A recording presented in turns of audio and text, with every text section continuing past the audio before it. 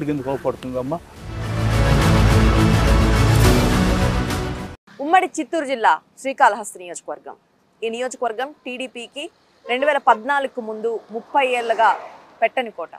2019లో జగన్కు అత్యంత సన్నిహితుడైన బియ్యపు మధుసూదన్ రెడ్డి ఇక్కడ నుంచి వైసీపీ తరపున పోటీ చేసి ఎమ్మెల్యేగా గెలుపొందారు. ఇప్పుడు మళ్ళీ టీడీపీ ఎలాగైనా సరే బొజ్జల గోపాలకృష్ణారెడ్డి వారసత్వాన్ని కంటిన్యూ చేస్తూ బొజ్జల సుధీర్ రెడ్డికి టికెట్ ఇచ్చే అవకాశాలు ఎక్కువగా కనిపిస్తున్నాయి. ఎలాగైనా ఇప్పుడు వైసీపీని ఓడించాలని ఒక పక్క బొజ్జల సుధీర్ రెడ్డి, మరో పక్క తన కంటిన్యూ చేయాలని రెండోసారి ఎమ్మెల్యేగా తను నెగ్గాలని చెప్పి బియ్యపు మధుసూదన్ రెడ్డి ఈ నియోజకవర్గంలో విశ్వ ప్రయత్నాలు చేస్తున్నారు. ఈరోజు బిగ్ టీవీ నేనే ఎమ్మెల్యేలో మనం బియ్యపు మధుసూదన్ రెడ్డితో మీట్ అవబోతున్నాం.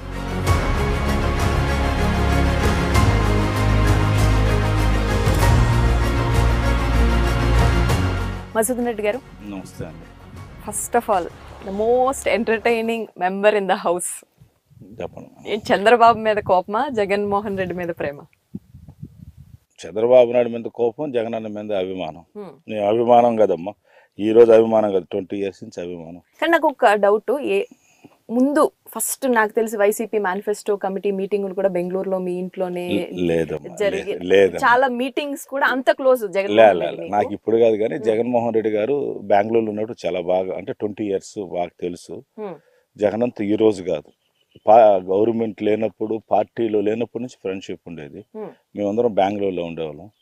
జగన్ అన్న ఆ రోజు నుంచి కూడా తనకి పేదవాళ్ళ మీద బాగా అభిమానం ఉండేది. అంటే ఎవరైనా పులివెంద నుంచి వచ్చారనుకోండి, అన్న బొంకు పెట్టుకోవాలి, లేదు హోటల్ పెట్టుకోవాలి, లేదు జాబ్ కావాలనుకో, ఇమీడియట్గా డబ్బు ఇచ్చేవాడిని, పక్కనే ఉండేవాడిని. అంటే అప్పుడు ఇప్పుడుగా నేను చెప్పేది దాదాపు ఒక 18 years ఆ టైంలో చెప్తున్నది. నేనంత ఇమీడియట్గా అడిగేవాడిని, ఏందన్నా స్పాట్లోనే డబ్బులు ఇస్తున్నావు అంటే, లేదు మరి మనల్ని నమ్ముకునేసి ఇప్పటి నుంచి కదము, గత 40 సంవత్సరాలకి తాత వాళ్ళు కానించి ఉండారు కదా, మనం కాబట్టి ఊరు చేయాలి. నేను ఆ రోజు కూడా ఇంత డబ్బులు ఇస్తున్నారు కాదు నాన్న, ఇంక ఈకపోతే ఎట్ట పేద ప్రజలు కదా అనేవాడు. అప్పటి నుంచి అతని మీద నాకు ఒక అభిమానం పుట్టింది. అంటే రాజకీయంలోకి వాళ్ళ ఫాదర్ ఉండగా ఇతను బిజినెస్ చేసుకునే రోజుల్లో ఆలోచించాడంటే తను రేపు ఇంకా లీడర్గా అయితే ఇంకెంతమంది చేస్తాడో అసలు ఆశ్చర్యపడిపోయినా. ఇన్నేళ్ల తర్వాత అప్పుడు అంత క్లోజ్ సర్కిల్స్ లో ఉండేవారు కదా, ఇప్పుడు కూడా జగన్మోహన్ రెడ్డితో అంతే చనువు అంటే అమ్మా కొనసాగుతుందా? చంద్రబాబు నాయుడు కాదు కదమ్మా, అతను ఐస్ తినేస్తే పుల్ల మిగులుతుంది. జగన్మోహన్ రెడ్డి అట్ట కాదమ్మా, ఈజ్ ఎ రియల్ హీరో. ఆ రోజు ఎలా ఉంటాడో ఇప్పుడు కూడా అలాగనే ఉంటాడు, ఇంకొక 20 సంవత్సరాలు కూడా అలాగే ఉంటాడు.